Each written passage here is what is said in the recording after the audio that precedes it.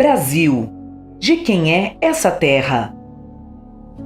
A base da estrutura fundiária brasileira está diretamente relacionada ao processo de colonização do país.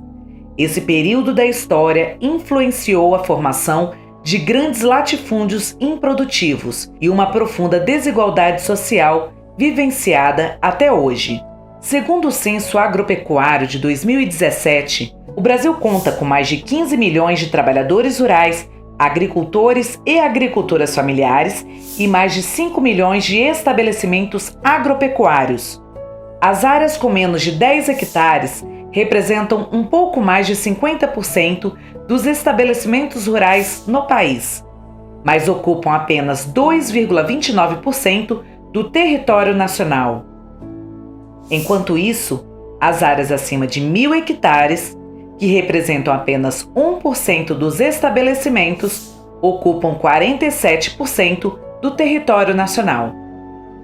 Em 1850, nós temos um primeiro regime de terras com a Lei de Terras. É uma lei que estabeleceu a aquisição de terras por brasileiros, através, evidentemente, do mecanismo de compra e venda, excluindo naquele momento histórico populações indígenas, quilombolas e os camponeses. A legislação brasileira atual que disciplina a aquisição de imóveis rurais por estrangeiros é a Lei 5.709 de 1971. Portanto, uma legislação ainda do final da década de 70, editada pelos militares, que visava disciplinar o ingresso de capital estrangeiro no país, bem como o processo de desenvolvimento nacional.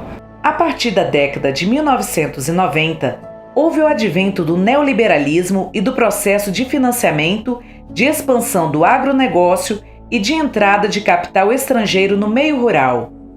Esse movimento resultou no início da tramitação de diversos projetos, em especial o Projeto de Lei 2.963, de 2019. E esse projeto de lei, ele permite, a aquisição de terras localizadas em todo o território nacional a estrangeiros. Permite, por exemplo, que pessoas de nacionalidades distintas possam adquirir até 100% de terras localizadas em municípios brasileiros, o que é um absurdo. Além de um evidente ataque à nossa soberania, ele afronta a soberania alimentar nutricional daqueles que produzem, que trabalham na terra. Esse avanço do capital estrangeiro no Brasil é uma realidade em todo o país. Para mostrar na prática os impactos de tudo isso nas comunidades rurais, vamos para o estado do Maranhão. O Maranhão fica localizado na região nordeste do Brasil. Primeiro dizer que o estado do Maranhão é um dos estados do Brasil com maior incidência de conflitos agrários e socioambientais, Nos últimos anos a gente tem percebido um avanço gigantesco na violência do campo, Principalmente quando se trata de questões da titularidade de terra, tentativa de assassinato, tentativa de expulsão, e muito isso se dá pelo avanço das fronteiras agrícolas.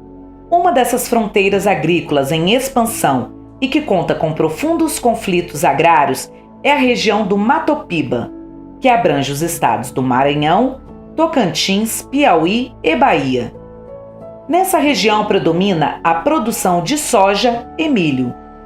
A comunidade visitada fica dentro do Parque Estadual do Mirador, que faz parte do Matopiba. Dentro do parque, quando foi criado, já existiam as famílias tradicionais lá dentro.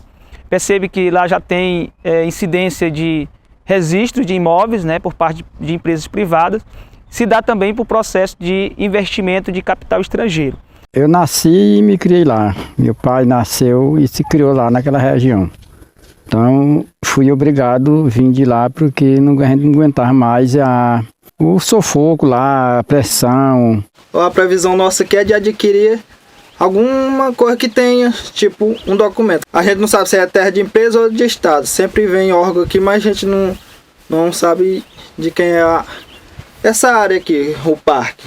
Essas empresas aí, eles derrubam meio mundo aí fica dizendo que a reserva é aqui. A reserva delas é aqui. E quando a gente bota uma roça, eles vão vigiar lá o lugar, que aí vão, não é para queimar a roça, que é para caçar amigo, que precisa o carro vai embora. E nós queremos ser reconhecidos para o governo, que por um jeito assim, como que nós não somos reconhecidos, né? O nosso lugar é bom, nós não queremos deixar nosso lugar. Eu não quero deixar meu lugar aqui é bom. Aqui não tem água encanada, não tem energia, não tem escola, nem tem posto de saúde. Tudo é difícil aqui. Aonde o agronegócio, com o financiamento do capital estrangeiro, chega, olha a situação. Área totalmente devastada, sem nenhuma árvore, sem vida, sem nenhum animal, só soja. Essa situação é vista em várias partes do mundo. Por isso foi criado o Fórum de Lutas pela Terra e pelos Recursos Naturais, o FLT, que reúne 11 organizações de diferentes continentes. O objetivo principal do FLT é fortalecer a mobilização e a luta internacional de organizações representativas da agricultura familiar, camponesa e indígena, promovendo o debate político e a troca de experiências entre as organizações. E nós vivemos ameaçados, nós acho que é tipo uma ameaça, porque eles chegam, eles falam que nós não podemos botar roça, não quer que nós trabalhemos. A grande diferença do agronegócio para a agricultura familiar é isso aqui, ó, esse ambiente de preservação da natureza, das nascentes. Então, por isso é que a CONTAG tem uma luta muito grande em defesa do meio ambiente. Em 2020, com o aumento dos conflitos agrários socioambientais aqui no Maranhão, a FETAEMA decidiu começar então a retomar o processo de publicação do livro de conflitos agrários aqui no estado. Estamos indo para a nossa segunda edição, como forma também de denunciar o que vem acontecendo contra a violação dos direitos humanos aqui e das pessoas que vivem principalmente no campo. É tarefa das organizações do mundo todo manter mobilização permanente para impedir que o poder econômico destrua nossas comunidades. Como disse Dom Pedro Casaldáliga, quanto mais difícil o tempo, mais forte deve ser nossa esperança. Vamos esperançar juntos e construir outro mundo possível. Essa terra é nossa.